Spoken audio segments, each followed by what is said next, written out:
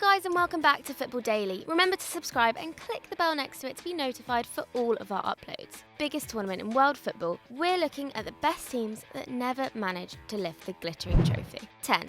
Portugal 1966. Portugal have only been present at 5 World Cups and have never topped the tournament.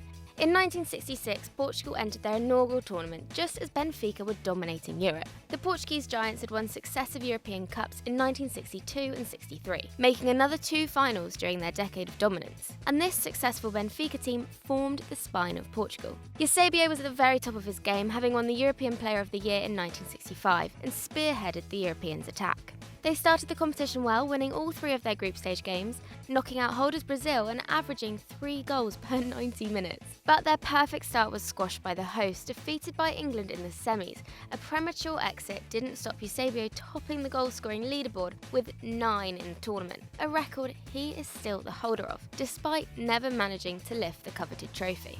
9. Italy 1990. The tournament that put the world in motion with Nessun Dorma and Gazza's tears should have seen Italy become 4 times world champions on their own soil. The hosts joined as favourites with a stoic defence of Ferri, Baresi, Bergomi and Maldini, who only conceded 1 goal over the last year. And they weren't even bottom heavy, with attacking talent of Baggio and the surprise top scorer of Toto in their ranks.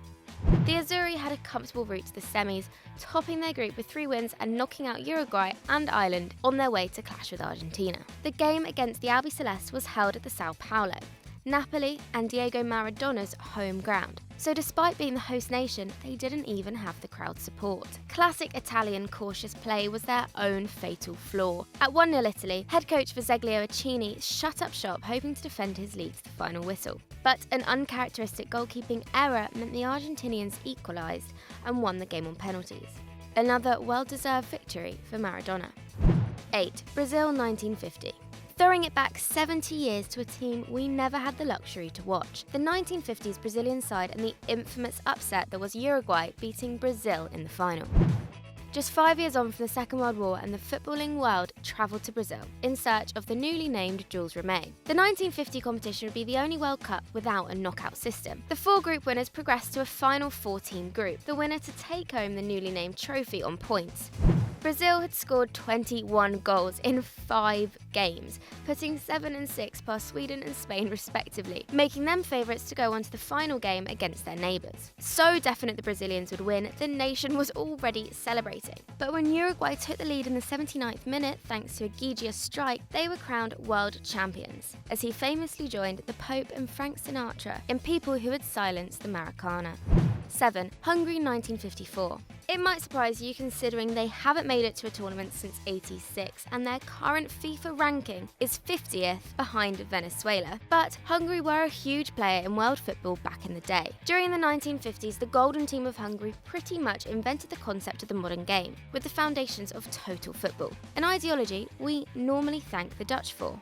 Over the course of the 1954 World Cup, the team including Puskas, Kotze and Hidekoti should have earned their first tournament trophy. They scored 25 goals in their opening 4 games, scoring 8 against West Germany, putting 9 past Korea and 4 each against Brazil and Uruguay, before they met the Germans for a rematch in the final, which would become known as the Miracle of Bern. Preparing for their rematch, Germany rested all their key players to avoid another humiliating defeat, tackling the game the only way they knew how, with infallible organisation to crush the brilliance of Puskas & Co. 6. France 1982. The 1982 competition saw Italy win their 3rd world title, but arguably the tournament's best 2 teams didn't even make it to the final. The French side played with verve and flair, but in the words of Brian Glanville, had no real hard men or tackler among them. Their march to the final started with a brutal 3-1 victory over England as they gained momentum before meeting West Germany for the crescendo. In contrast, the West Germans were busy colluding with Austria to keep out Algeria. The match between France and West Germany proved France's astonishing quality. In the words of Platini, no film or play could ever capture so many contradictions and emotions. Controversy marred the match after Schumacher launched himself at Battiston, knocking him and his teeth out without repercussions, and the game ended 1-1 after 90 minutes. 3-3 after extra time meant the game headed to penalties, but there is only ever one winner of a penalty shootout. and the French greats went without adding the coveted trophy to their silverware cabinet and had to wait 2 years for compensation when they won the Euros on home soil with Platini top goalscorer.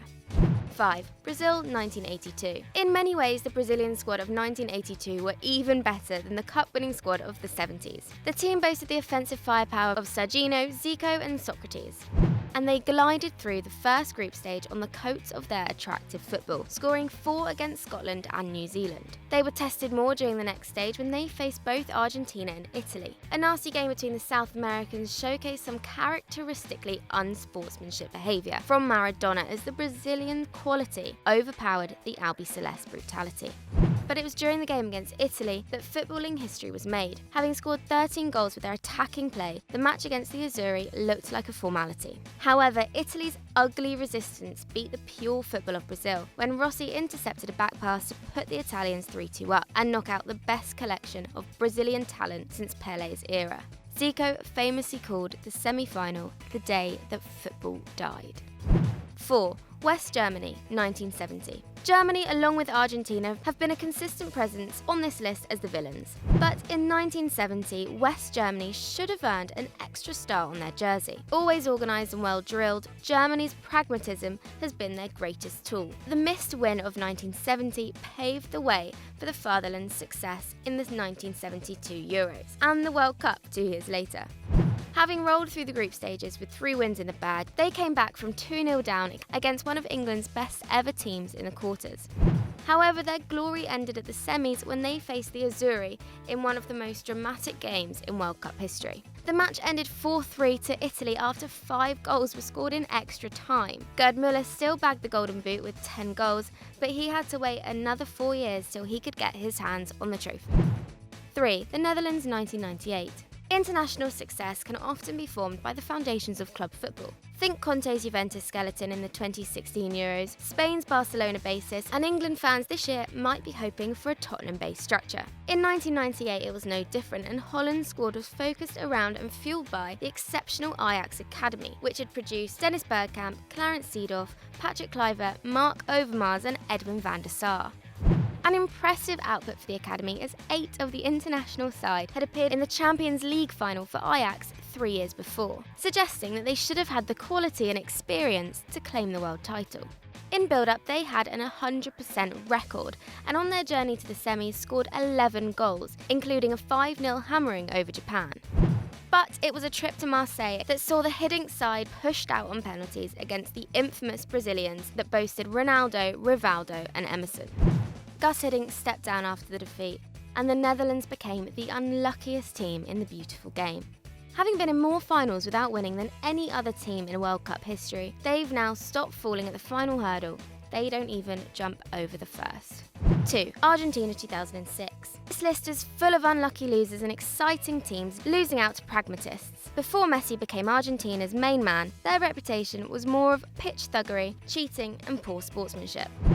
With a 19-year-old Messi stuck on the bench, Argentina's team of Crespo, Tevez and Maxi Rodriguez brought class to Germany in 2006. In the group stage, they obliterated Serbia 6-0 thanks to one of the most sublime individual performances to date. Cambiasso completed a freakish 25-touch move to score the 6th, obliterating the Serbs and making the Albiceleste favourites to bag the trophy. Their attacking play was a result of years of hard managerial work by Jose Pekerman. He had worked with the golden generation of players in the Argentinian youth system between 1994 and 2001, having won 3 World Youth Championships in 4 years, and successfully instilled a philosophy of possession football into his team.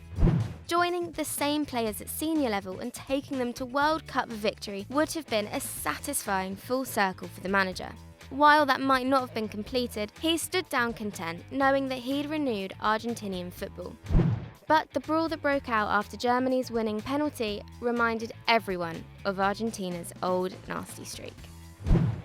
1. The Netherlands 1974. The Hungarian Golden Team may have kicked off the total football revolution in the 50s, but But in 1974, under the influence of Rinus Michels, the Dutch brought the style onto the global stage. The squad consisted mainly of the Ajax team, who'd won 3 European Cups in 1971, 72 and 73. In Johan Cruyff, Holland possessed a Spanish league winner and the reigning Footballer of the Year.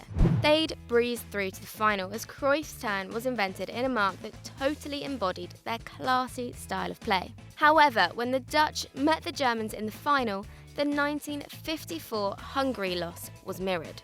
Going ahead in just the second minute, Holland totally bullied their rivals, but seemingly just forgot to score a second goal. The first German player to touch the ball was their keeper, yet somehow Beckenbauer scored twice in the second half to defeat beautiful football with an ugly victory.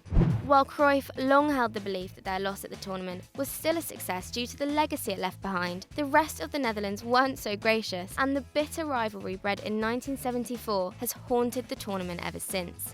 In the Euro semi-final in 1988, Ronald Koeman made this gesture with a German shirt. The following year, the teams clashed in Rotterdam and a banner in the home stand likened Lothar Matthäus to Hitler. And in Italia 90, Rijkaard was sent off for spitting at Rudi Völler, proving that their flair of total football wasn't the only legacy made in 1974.